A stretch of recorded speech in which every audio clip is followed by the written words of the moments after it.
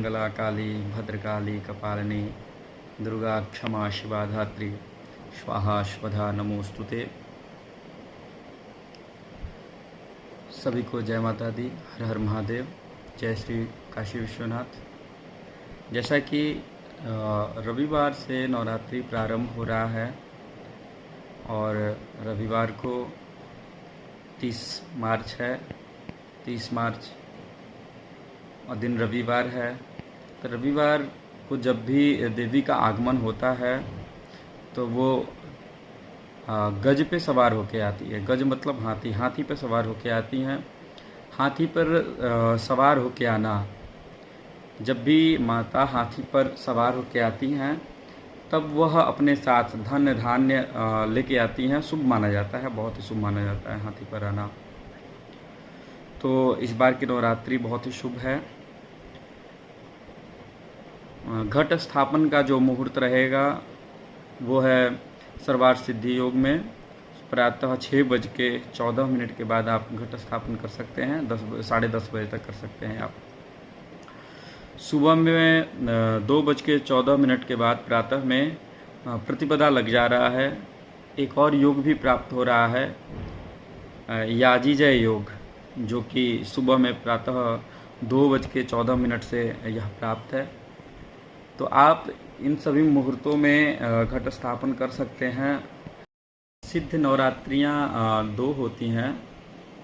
एक चैत्र नवरात्रि जो कि अभी 30 मार्च से प्रारंभ हो रहा है, और दूसरा जो होता है वह होता है शारदीय नवरात्र। 2 और भी नवरात्रि होती हैं। टोटल साल में 4 नवरात्रियाँ होती हैं, 2 गुप्त हैं। तो गुप्त नवरात्रि भी जो कि हमारे 3-3 महीने पे एक समय बंधा हुआ है, उसी के अनुसार ये सब सारी चीज़ें मनाई जाती हैं।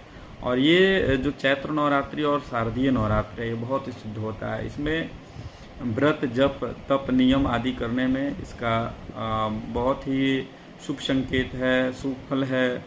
और कहीं न कहीं व्यापार आदि, परिवार में क्लेश है तो उसमें शांति, व्यापार में वृद्धि, धन आ रहा है, धन नहीं रुक रहा है तो धन का आगमन होता है। केस आदि, अगर केस हैं आपके ऊपर बहुत ज़्यादा तो उसमें भी छुटकारा मिलता है। कारागार का योग नष्ट होता है। तो ये सब सारी चीज़ें जो हैं, आप नवरात्रि का पूजन करके ये सब सारी चीज़ों से मुक्त हो सकते हैं।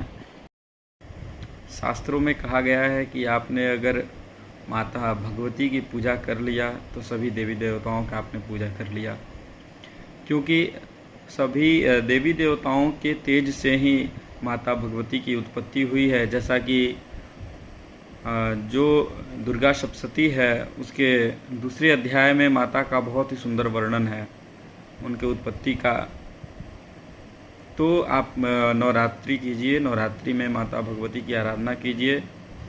कलश स्थापन करके भगवान वरुण का, भगवान विष्णु का पूजन कीजिए।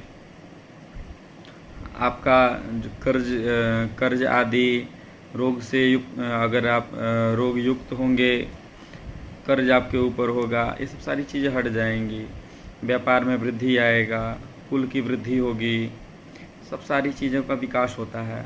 और इस बार तो माता का हाथी पर आगमन है, जिससे बहुत ही विशेष कृपा जो भी नवरात्रि करेगा उसके ऊपर बनेगा माता का।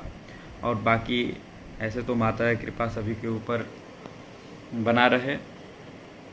हर हर महादेव, जय माता दी, जय श्री काशी विश्वनाथ।